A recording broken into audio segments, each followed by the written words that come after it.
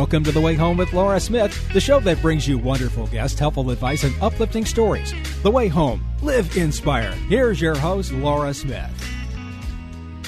Well, some people's lives are so regular, normal, mundane, and beautiful just from start to finish, and they go on to the great beyond, having lived just a nice, calm life. Other people, however, have lives that are so much more like a movie that it's hard to even wrap your head around whether or not it can all be true. But it is in the case of Georgine Summers. That's right. She is a transformational coach.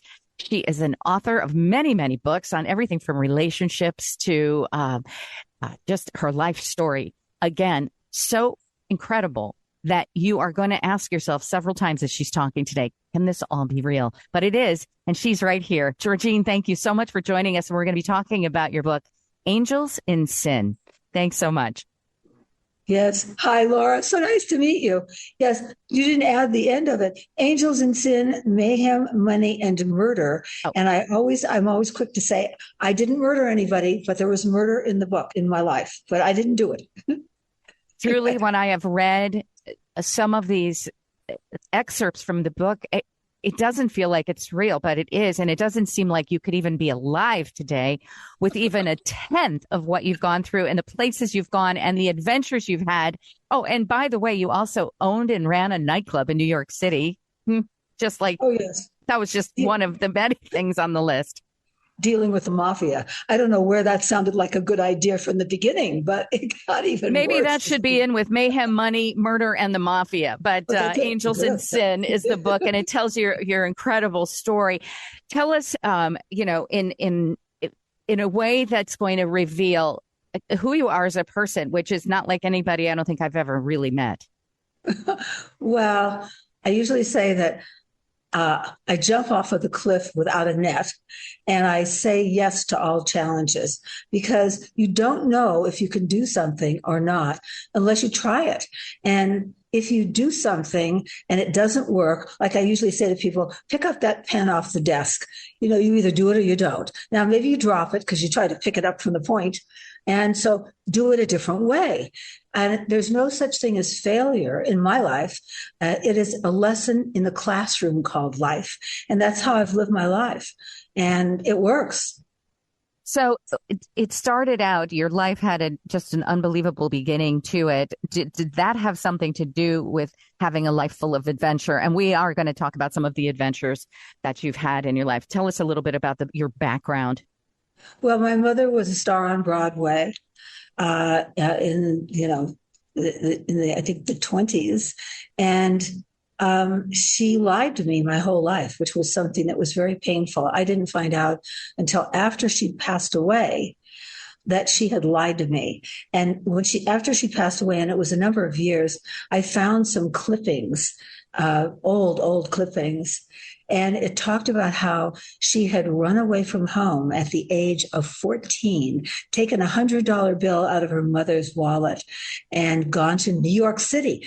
And here I lived my life with my mother thinking that she couldn't write a check. And she was very childlike. And I realized afterwards, the reason she was childlike is because she lost her childhood. But she went there and she ended up in Jonathan Livingston's, she ended up in Earl Carroll's Vanities and Jonathan Livingston's Ziegfeld Follies. And she was involved with the Queen of the Night, who was Texas Guinan. She was a famous nightclub hostess. And my mom was starring in shows with Ethel Merman. I mean, and she kept all of this secret so that I thought she was older. I knew she was in Broadway, but I never ever dreamed that she ran away from home at 14.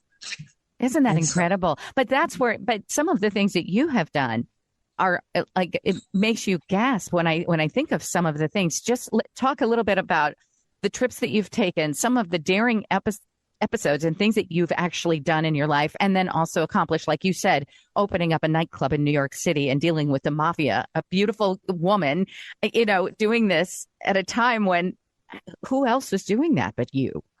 Well, dealing with the mafia and winning is the important thing. Well, I've been on 7 safaris in 4 countries alone with only my unarmed Maasai guide. And so I've been to Tanzania, Zimbabwe, Kenya, and Tanzania, Zimbabwe, Kenya, and Botswana. Botswana. And so those were incredible experiences. And I go alone because I realized early on that I didn't want to have to deal with all these other people. They take a picture of an elephant, a picture of a hippo, a picture of a lion, and they say, well, you've seen one lion, you've seen them all. Not true. You've seen one lion, you've seen one lion. And each time you see a wild animal, it's a new experience. So I realized very early on, that I didn't want to go with anybody. And, but I've done things like I moved to Africa alone, not knowing, I'd never been to where I moved. I was 60 when I did it. And I just packed up and moved. And when I opened the nightclub, I had a successful fashion accessories business in Los Angeles that I built from nothing. I had a showroom at the California Mart, and I was making six figures in the 70s. And it was 1980. I was just getting a divorce from my second husband, and I had gone back to New York on business for Fashion Week. And it just happened to be a beautiful day. I mean, if it had been raining or snowing, it wouldn't have worked. I said, you know what? I want to move here. And it was that simple. I thought about it, walking down Fifth Avenue, got a newspaper, rented an apartment that day in Greenwich Village, 10th and University Place. And because I said, I'm not going to allow a business to rule my life. If I say, no, I don't want to move here because of the business, then the business is running my life. I'm not going to do it. And 10 weeks later, I was in my apartment in New York. And that was it. And so, I never looked back. And then when I needed money, I've always weighed things and said, for example, do I need the money more than I hate cold calling? And I said, I need the money more than I hate cold calling. I went to work on the stock exchange on Wall Street and did the thing I hated more than anything in the world is cold calling. And when people would hang up, this is funny because when people would hang up on me, I called because they put a card in and they wanted more information and they needed to invest like $5,000. So I'd call them and they'd hang up on me. And I'd pick up the phone, call them back and say, I think we got disconnected. Now, where were we? At least I felt I got the last word.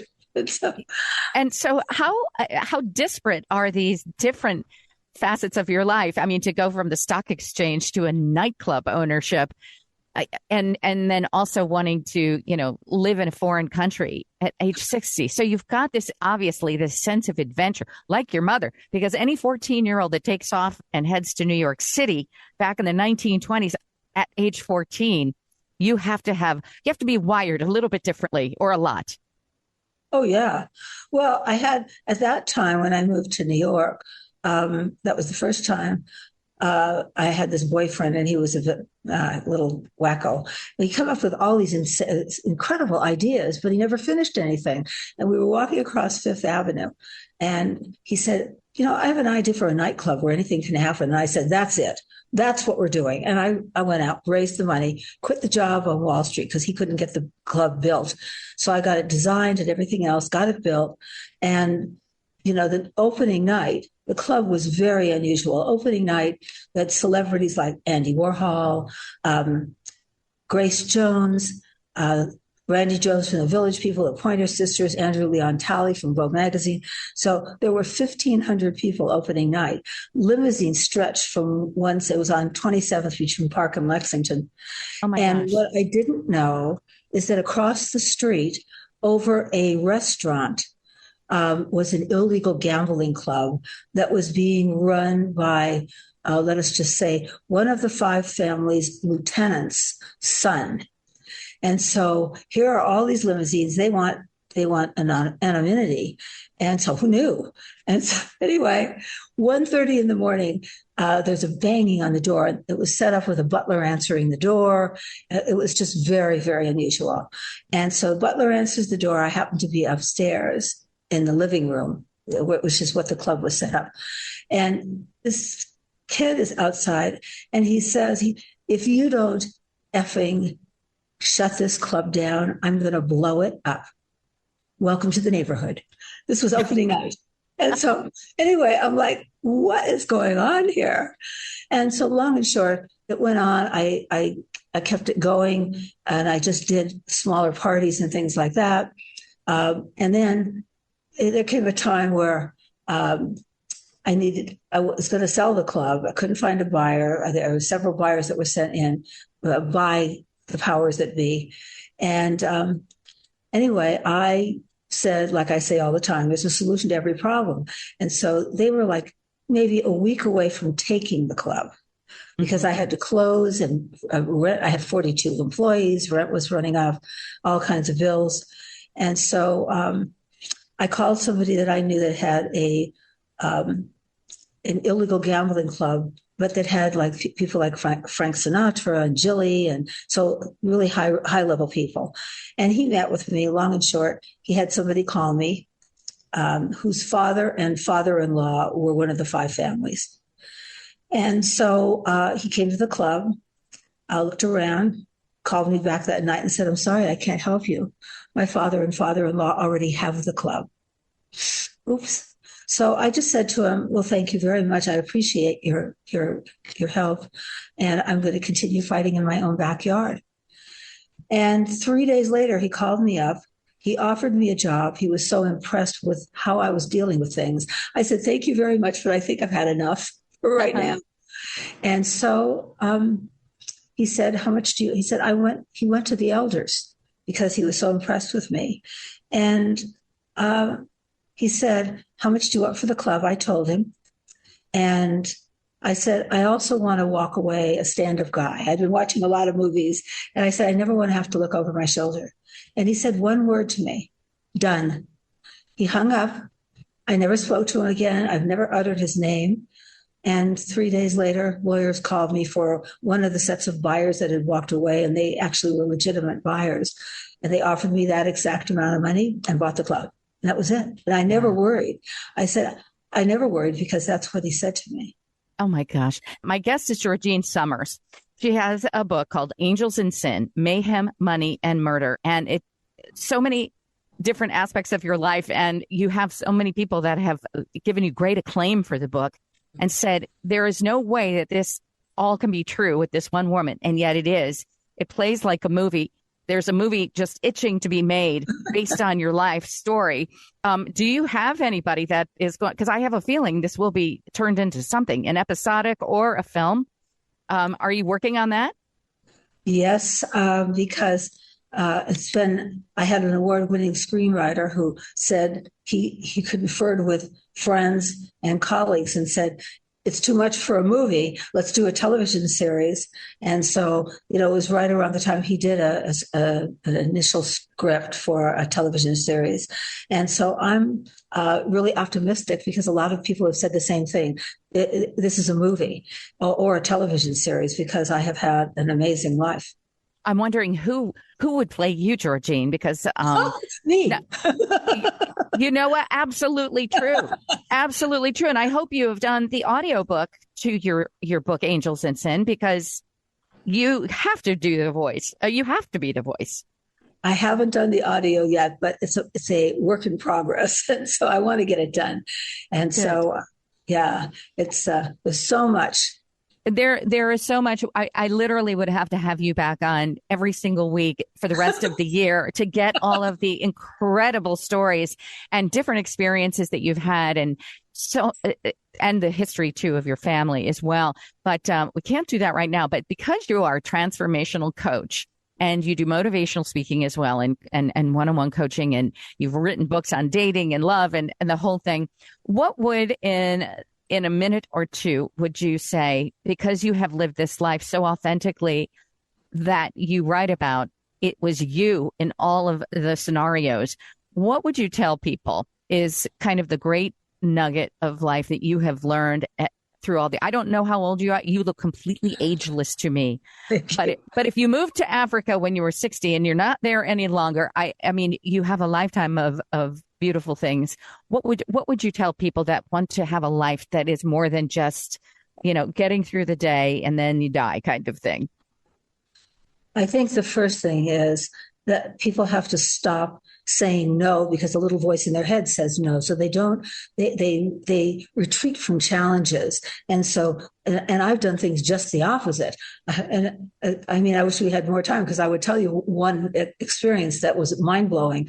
But they need to get rid of the fears that are preventing them from living their life to the fullest, from reaching their highest potential for growth and greatness and realizing their dreams. And quickly, I mean, I'll tell you just a quick little story that there was a girl that I met several years ago in a medical office. She was working there, a young girl. We just started talking. I was waiting for the doctor, and they're always late, you know. And so we started chatting, and I told her about my safaris. And she said, "Oh my God, I would love to do that." I said, "Well, why don't you?" She said, "Oh, I'm too afraid." I said, "What are you afraid of?" And she looked right at me and she said, "Tourists get eaten all the time." I said, "Are you kidding me?" The only reason a tourist gets eaten is because they think they're at the zoo, they get out of the car and they try to pose with a lion. You don't do that. And so, but people, they listen to her and people listen to other people. And what I find is people say, "Oh, you don't want to do that. You don't want to go on safari. You don't want to go to China. You don't want to do the fire walk." And then you say to them, "Well, have you ever done it? Have you ever been to China? Have you ever gone on a safari?" No. So where are you getting your information from? You're speaking from fear that maybe you got from somebody else. Don't do that. Get rid of them. You don't know if you can do something or not until you try. And so what if you have to do it a different way and another way and another way? You learn. I mean, I learned how to design handbags after I opened my mouth and said, "This looks like it was designed by a blind person. I could do a better job than that. I didn't know the difference between a gusset and a grommet." And then I got sabotaged. But I learned, now I know, and I wouldn't have known anything if I hadn't jumped in. It's really amazing, and it's incredibly inspirational. And so grateful you're here today. You must promise me you'll come back, Georgine. I swear. I'm coming back. You're so good. Great. You heard it right here. She's coming back. Georgine Summers is the author of the book, Angels in Sin, Mayhem, Money, and Murder, and so much more. The absolute heroine of adventure that you are. I'm so grateful that you're here today, and you are an absolute gem. I think so many people, you have to write 10 more books of just fabulous stories and advice and everything else. It's remarkable. Thank you so much for joining us today. Thank you for having me. It was a joy and a pleasure to meet you. Oh, I'm completely mesmerized and inspired. Again, Georgine Summers, and the book is Angels in Sin, Mayhem, Money, and Murder. Buy it wherever fine books are sold. This is The Way Home. We'll be right back.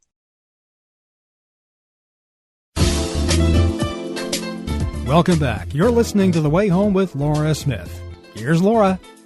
I was one of those students that wasn't quite as prepared as a lot of my friends when I was in high school and getting ready to go to college. And it really was a bit of a struggle for me to figure out what exactly I wanted to do and to really be prepared for it. But I did have friends who were kind of ahead of the game.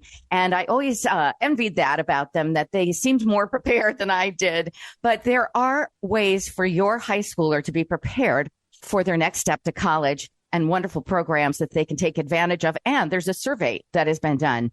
Shawna Thayer is with us right now. She's the CEO of Sophia Learning. Good morning, Shawna. Thank you so much. Good morning. Thanks so much for having me. So tell us about the survey, what it reveals about the preparedness of high school kids as they're getting ready to think about college, go into college, and really, have an opportunity to maybe have a leg up where I was floundering a bit. Well, you'll see that you are not alone in that experience. To better understand the current perspectives on college readiness from both the parents and student perspective, we conducted a survey of 1,000 high school juniors and seniors and 1,000 of their parents and guardians.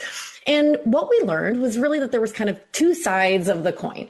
On the one hand, we found that, that the excitement and relevance and importance of college was really, really important for these juniors and seniors. In fact, 84% of the juniors and seniors believe that a degree is worth the investment, and 72% reported that they felt they needed to go to college in order to be successful. So really important and excited to go to college. However, on the flip side of that, that did come with some worries and concerns. And, similar to your experience, we saw themes from both parents and students, concerns about being prepared for college, concerns about the affordability of college, and really just, the concerns about choosing a major and really trying to identify the right path and the right track once in college. Those are some common themes that surfaced. Absolutely. And so for Sophia Learning, how do they bridge the gap? Where is it? At what point do they step in and maybe help guide both the parents and the student to be prepared and maybe possibly, get some courses under their belt during the summer? I mean, right now is really the week where I am, where all the kids are getting out of school. And I'm imagining that the ones that are seniors and, they have plans and everything, but a lot of them are probably trying to gear up and get ready for fall classes. They're going to start as early as August. Tell us what Sophia Learning can do to help. Yes, absolutely. Well, in response to this survey, we found that two in three of the juniors and seniors we talked to noted that if they could take college level courses in high school, this would reduce some of their concerns about the preparation and affordability of college. And so we're very excited at Sophia Learning that this summer, students can enroll for free in up to 6 college level Sophia courses with no fees or hidden costs. And so we're offering a risk-free way for rising juniors and seniors. So the first 100,000 that sign up will have free access to 6 college level courses this summer. And so for those that maybe are not familiar with Sophia Learning, we offer more than 70 college level courses online. And those courses are self-paced so that students can move through the courses at their own speed. All of our courses are recommended for credit by the American Council of Education. And so the benefit of this offer and the Sophia platform in general is that students can save time and money on their higher education journey by knocking out their general education courses online. And it's a great way to leverage that flexible summer season to be able to do that. I really think that's incredible because I think about that. It was so stressful the first year. And on top of just the fact that you're in a new environment and you might be away from home or whatever, you're trying to fit in all of these courses and that are required courses for that first and second year. And it just felt like sometimes it was very overwhelming. So this is an amazing opportunity. And how are you able to do it low or no cost to people? Our mission at Sophia Learning is to really drive affordable access to higher education. And so, our whole platform and our whole business is designed around providing just that. And so knocking out those gen eds online at your own time and at your own pace. I mean, that's the core of what Sophia Learning, what we do. What we really wanted to do after hearing the responses in these surveys and hearing those common themes about worries from parents and kids about affordability and about preparation, we thought this is the perfect time for our summer program to offer, that pressure-free starting point for that college journey and a safe space without all the pressures and the adjustments that you were just talking about in that transition. Get ahead of it a little bit and offer these 6 courses for free. I think it's really incredible. You're doing God's work so that those kids can do their work and really get a head start on it. I find it amazing. Where can people go to learn more, Shawna Thayer, about Sophia Learning?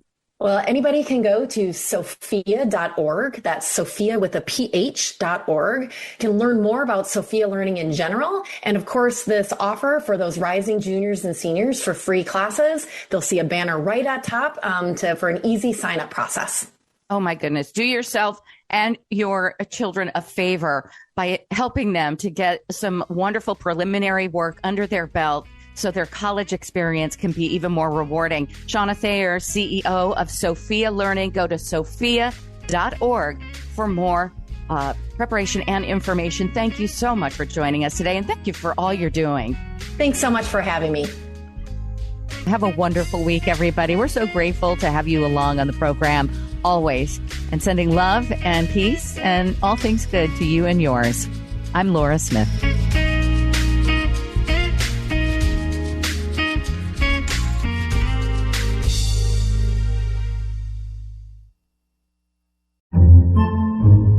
Podcasts by Federated Media.